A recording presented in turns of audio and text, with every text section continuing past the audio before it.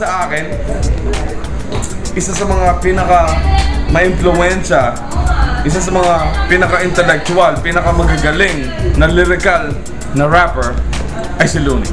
The thing that you can't take away from Looney is he's just smart. He's just smarter. So kay Looney naman, malupit, mga bara, mga multi. Yung Pinoy humor niya nakakatawa.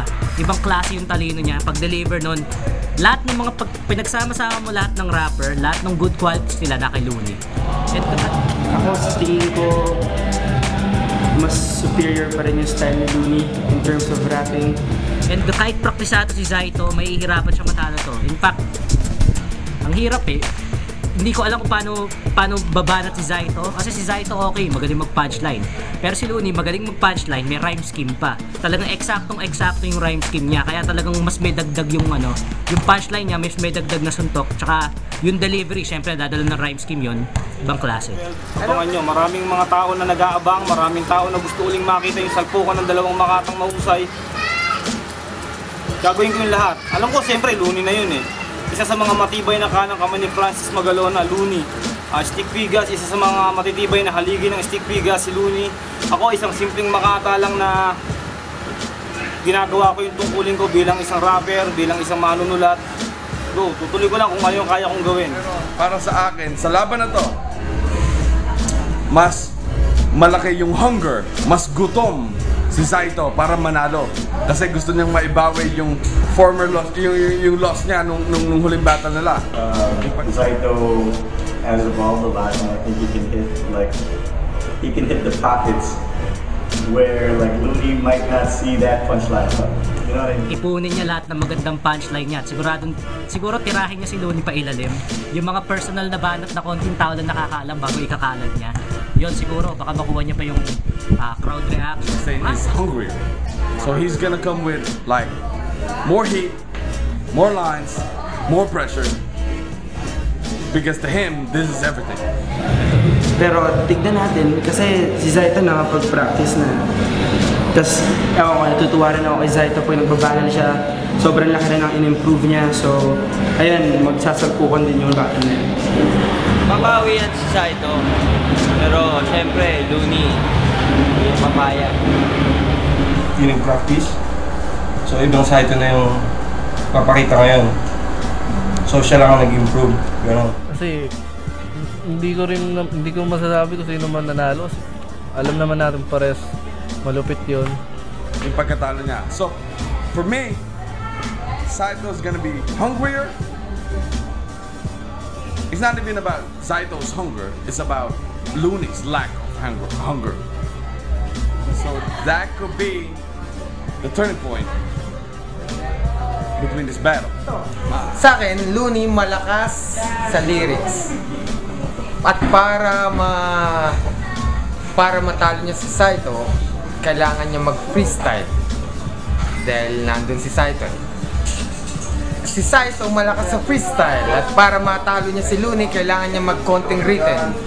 Kahit sabihin natin na preparado yung mga rhymes niya, si Looney magaling din mag-rebuttal to. Hindi lang natin na-appreciate kasi sobrang ganda ng mga prepared na lines niya. Okay. Looney Zaito. Well, tansya ko magiging mas maganda yung laban. Kasi, syempre, na-adapt na rin ni Zaito yung format ngayon. Pero, sa tingin ko, mananalo pa rin si Looney. Mas excited nga ako sa Abra versus Batas battle. Kasi magiging one-sided na naman itong battle na to.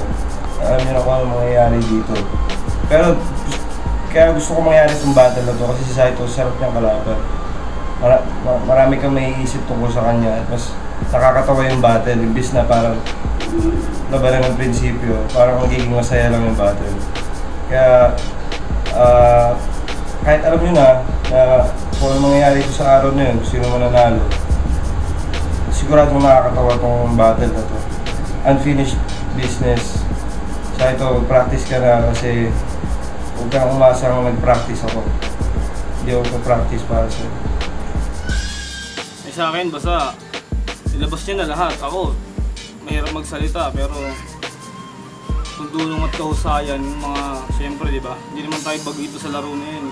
Alam ko rin naman yung mga bugaan, alam ko rin naman. Siyempre, nagkakataon lang talaga. Siyempre, nauna siyang dinampot ni Francis Magalona. At nauna siyang nakilala ng maraming tao. Siguro kung ako yung unang mas nauna, siyempre, mas pag-iigihin ko yun. Kasi mas maraming bagay ako na pinagpupulan ng oras ng mga panahong ako'y dapat nakagaya ni Looney na ang trabaho ay sumulat, kumanta, pakinggan ng tao. Kasi hindi naman ako kagaya ni Looney na lumutok sa ganun eh. Marami akong responsibilidad sa buhay. Marami akong dapat asikasuhin, marami akong dapat unahin. Lagi naman eh. Kasi ako naman ang tingin ko, bawat battle kalaban ko sarili ko. Kailangan talunin ko yung previous battle ko. Kailangan mas malupit sa huling pinakita ko. So, hindi magiging bigayan talaga to. Hindi ko alam sa side niya, pero ayoko magsabi kasi ng ng spoiler info. So, abangan nyo na lang, manood na lang kayo at mag-text kayo kung di nyo alam kung paano pumunta doon. Text kayo ng Sunugan 2248, may magre-reply sa'yo. At tandaan nyo, marami mong pwedeng mangyari. Gaya na sinasabi ko kanina, ikaw ang gagawa ng pamagat ng aklat mo. Looney Zaito video ang malaking number ng views sa 10 million. More.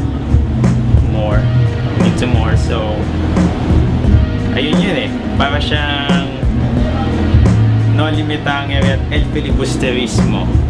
Para siyang Lord of the Rings at Lord of the Rings 2. Alam mo yun? So, itong unfinished business, ito, hindi mo masasabi, baka ito na yung hinihintay mong pagkakataon, ito na yung hinihintay mong chance na baka mapansin ka ng maraming taong may kinalaman sa malaking bagay sa industriya, sa haligi ng Pilipinas, sa kultura natin.